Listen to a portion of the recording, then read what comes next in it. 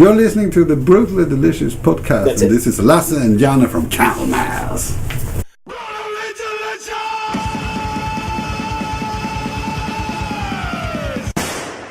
Hey, you're listening to the Brutally Delicious podcast. Once again, I am your fabulous host, Bruce.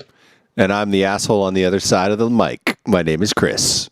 Also known as the Jason Momoa doppelganger.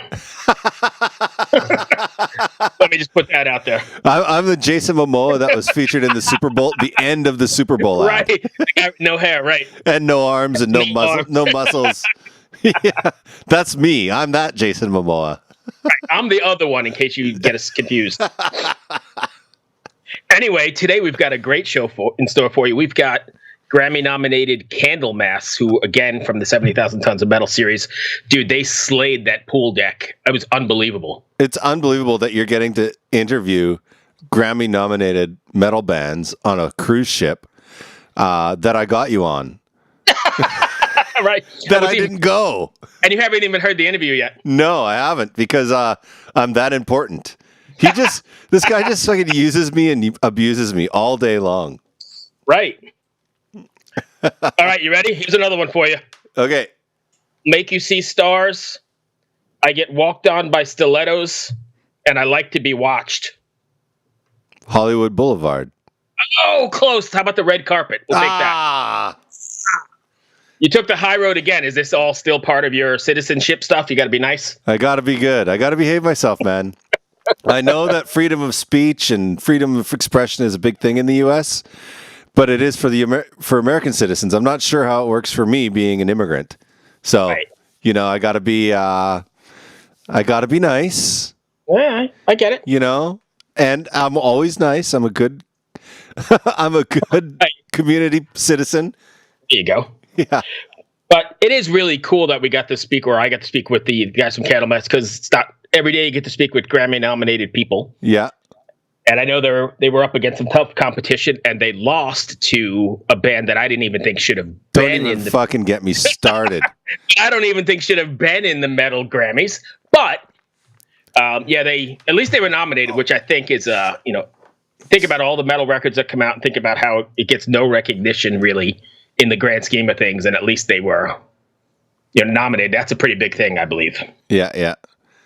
Oh, shit. 1 second. My dog's shitting on the floor. I got to open the door 1 second.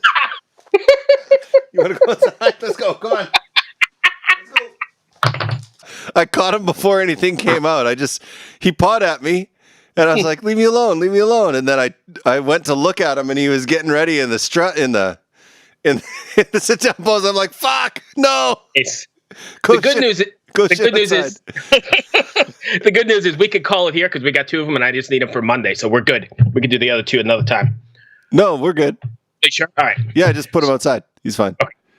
So, Candlemass, I think it's great that they were nominated. Even legendary Doom band. I don't know where you are in the Doom stuff, but as far as Doom metal goes, they're probably one of the top innovators besides like My Dying Bride and that kind of stuff. Oh, they're huge.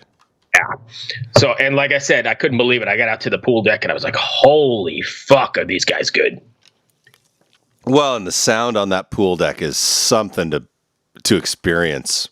Right. And I think there's something too, like even with the sound, you have to have, I don't know what the word is, air about you, or they had it all. Like they were gelling, they were hot, sounded great, but the whole vibe was just like, they came to kick ass and they really did it.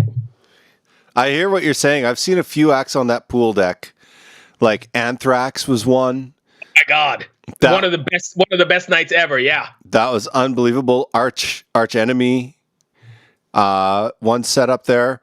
I'm going to go way back. You were on the first one, 2011. I still remember this clear as day. The last night of the boat, it was me, you, Angela, Lara, and I don't know, there may have been some other people there. We were at Moonspell. Oh, yeah.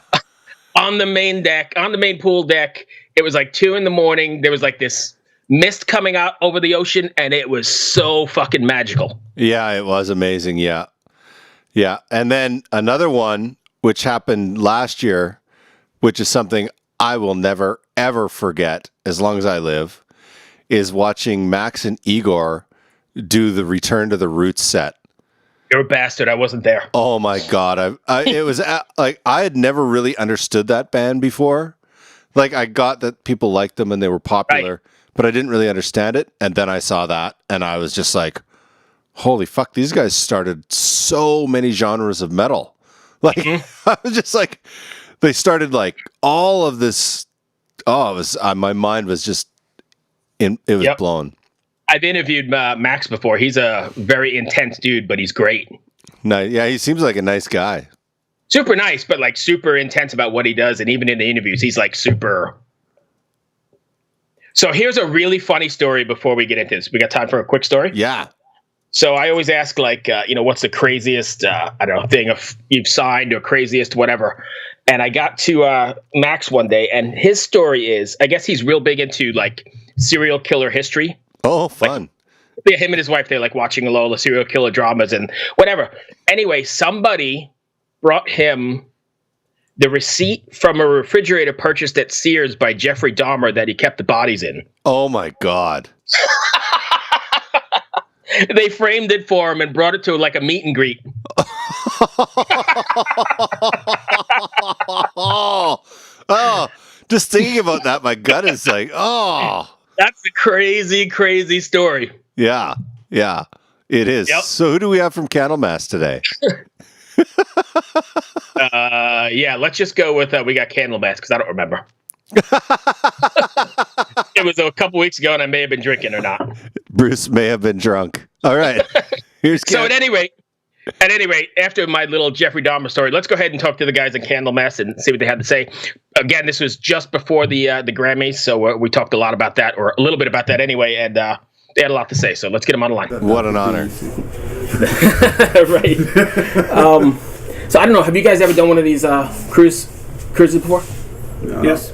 Oh, you have? Yeah. So I know you One time. So you've done a lot of European festivals, I'm sure. How does that compare to like a festival where you're confined and everybody's right there? It's no big difference, actually. No? I mean, you're trapped on a ship. Right. But people are friendly and kind, and there's nothing strange with Of course, the looking, just tassel a little bit. So, but but when you read the invitation for the cruise, right? Yeah, stands that if you can't handle, Oh, it does. Fans, yeah. Yeah, if you can't handle 'Cause they're right there. the crowd, Exactly, then you shouldn't go on the boat. I would assume that people are, and from what I've seen, people are pretty respectful, right? So they're not like interviewing while you're bothering you while you're eating pizza and stuff, or are they? No. They're pretty respectful, right? Oh yes, I mean there's no hassle at all. People are just walking by, they look at you and say, "Hello, I met you in Holland or whatever." Right. So it's very, very cool. Cool. Well, let's obviously you've probably gotten this a whole bunch of times today, but how's it feel to be Grammy nominated? That's pretty wild, right? It's amazing. It just took 32 years. Yeah, 32 years, but but it's there, and I mean, just the nomination itself is something you could be like, holy shit. Yeah. I mean, obviously, when you're writing a record, you couldn't possibly have had Grammy nomination in your not even close, right? That is not the reason why you make an album. But when it comes up like this, then you realize that people maybe actually listen to our records. Right. Cool. So. You've been around for quite a long time.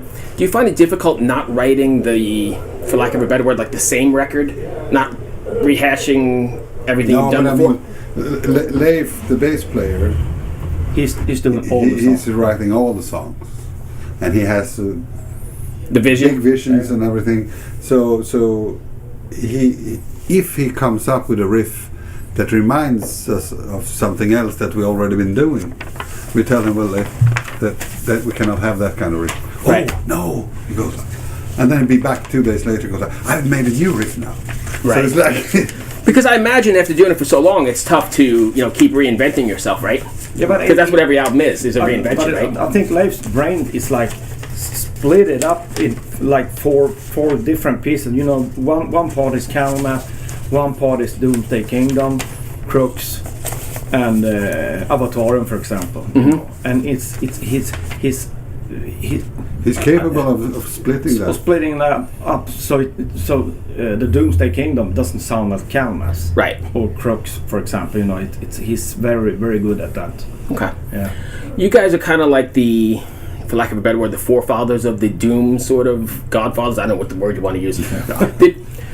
You couldn't have thought that when you started out, but who do you think is like carrying that proper Doom torch these days? Is there somebody that stands out as the... I haven't got a clue. Because it's as I said before, it's like it's taking a step aside. You know, if we are imagining that we are Doom fathers or something, right? And then another band gets inspired, then it flips out a little bit, and then it moves even further, and then it ends up with a band that plays like one chord and it takes like 15 seconds. Right. Anyone that is not fucking Doom. That is a sleeping pill. Right. So, it has definitely and that happens morphed with into all some kinds stuff, of right? music. I mean, when I was young, you went to the record store and it said hard rock or heavy metal. It just took a couple of years, then it was like speed, thrash, boom, bang, everything. Yeah. So it splits up. But also, I mean, you brought up an interesting topic when you. I hope I'm not rambling, but Yeah. when you go to the when you used to go to the record store, you used to buy a record for the record's sake and sit down and properly listen to it the way it was sequenced and read. I wanted to know who wrote it, who produced it, where it was done. Now, kids like my son, they're buying one single and they don't even know. Yeah, they don't even. Or they're not even buying anything, right? No, it's Spotify. They don't even know anything. It's a shame. Yeah. And they can lose the whole concept of an album. Right. Oh, my son's lost it already. Song. He's the 17-year-old completely lost it. Just one song from here and one song from there. And Even though it's a good song, maybe it's a smart thing Yes. to make a mix, but buy the album anyway and check out the whole thing. I mean, because that was a thing for me. I mean, I'm sure you're probably not right around the same age, maybe, but you got paid. With your high school money, whatever you did, and then you went to the first thing you did was go to the record store, and I couldn't wait to get home and sit in front of it and read every last word on that cover, and that whole art is totally missing. Oh, How did and you've probably been asked this too, but I'm sorry, I need to ask it anyway. How did you get a hold of Tommy Iommi to do that? oh. How did that come about? No, actually, we were in the studio preparing for recording and all that, and then we should have a guest appearance on the album. So we just took a long shot and let our management speak to his management, and we were talking about maybe donating money for his. He's into a lot of charity. He does that thing with Ian Gillan too, right? Stuff, Yeah. And then it took a long while. And all of a sudden we sent the song for him, and then he thought it was a good song. So he did like 2 parts of the solo, and I did the end part of the solo, and we didn't have to pay him anything. Really? Yeah, he said. Did he come down to the studio and do it with you? No, we just send it over, man. That's the way it is. He doesn't come over to make a solo. Wow. Yeah, I know, but still, he's that would have been great. But even having him play is quite an honor. I mean, I imagine he doesn't do that. The true Godfather, right? I mean, how many albums has he been guest? I can't think of any. I can't remember. I haven't heard it. Yeah. So maybe it's just the first time. Therefore, Yeah, you know it, because that's the true Godfather. I mean, I know I said yeah, and he's left-handed. Yeah. That's me. Oh yeah. Look at that. Well, here we go.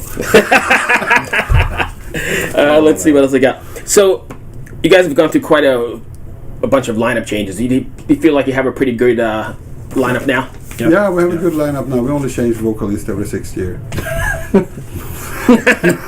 Whatever works. But No, that's no, not no. going to happen. If That's not gonna if happen. not Johan suddenly passed out or whatever, it's. If he wants to stay with us, we are happy. Yeah.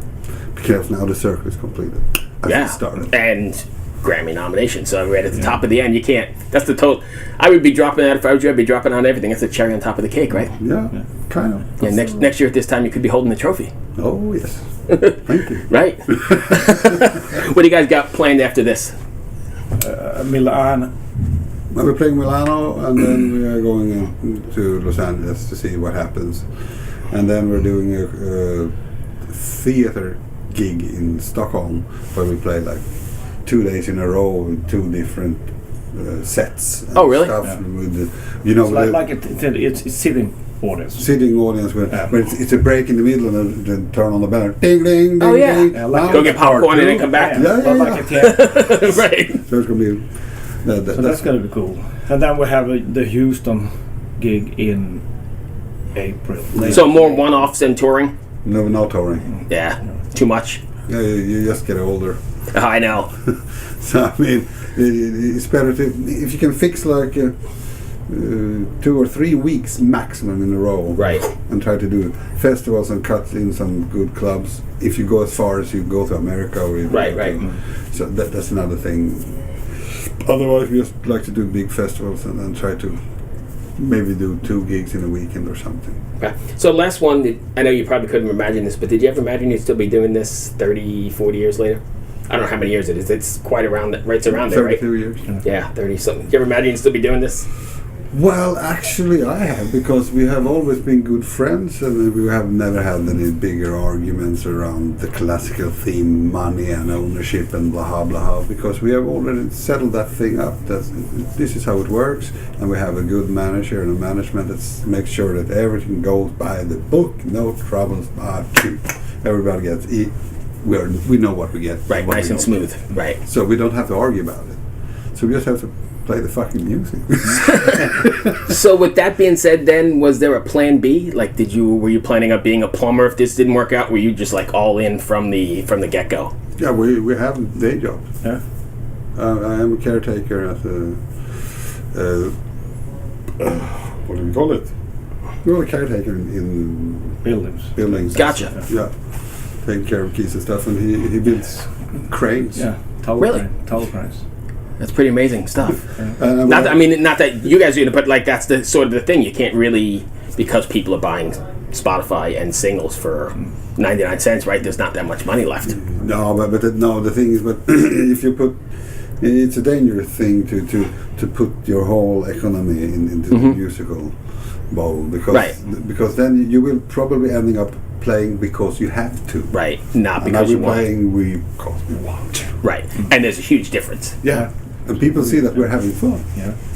And the old motherfuckers having a good time. Look at them go, you know? All right, everybody, what is up? It is Pathos back again with another pick of the day right here on the Brutally Delicious podcast. And what I have for you today is some awesome melodic death metal out of Germany, Neaera, on Metal Blade Records. They're going to be releasing their 7th full studio album, self-titled, on February 28th, 2020. The track you hear underneath me right now is entitled Torchbearer, which has a video out for it right now on all social media platforms, Facebook and YouTube, etc. So what's the first thing we think when we hear this track? Obviously it has that classic Gothenburg feel and sound to it, reminiscent of bands like In Flames, Soilwork. These guys have been around since the early 2000s. They took a break, but now they're back sounding as strong as ever. As you get deeper into this track, you realize that there's more going on here. It's a maturity of the sound. Really shows that, these guys have been around for a long time. They know what they're doing. Throughout this track and the other songs on the album, they throw in a lot of blast beats like you hear underneath me right now. Something a lot of the early melodic death metal bands didn't implement as much. They've come around a lot now, it seems, though. They come to points within the song where the chord progressions they make you just stop and close your eyes. And it's like this cloud that comes down on you and just wraps you up, that makes you just feel so warm and so cold at the same time. And I have to point out the production on this track. It's that perfect balance where it's not so super polished, but nowhere near lo-fi, but it just gives this almost analog type warmth to it. Great mixture of highs and lows in the vocals. The guitar tone really, to me, is reminiscent a lot of Amon Amarth.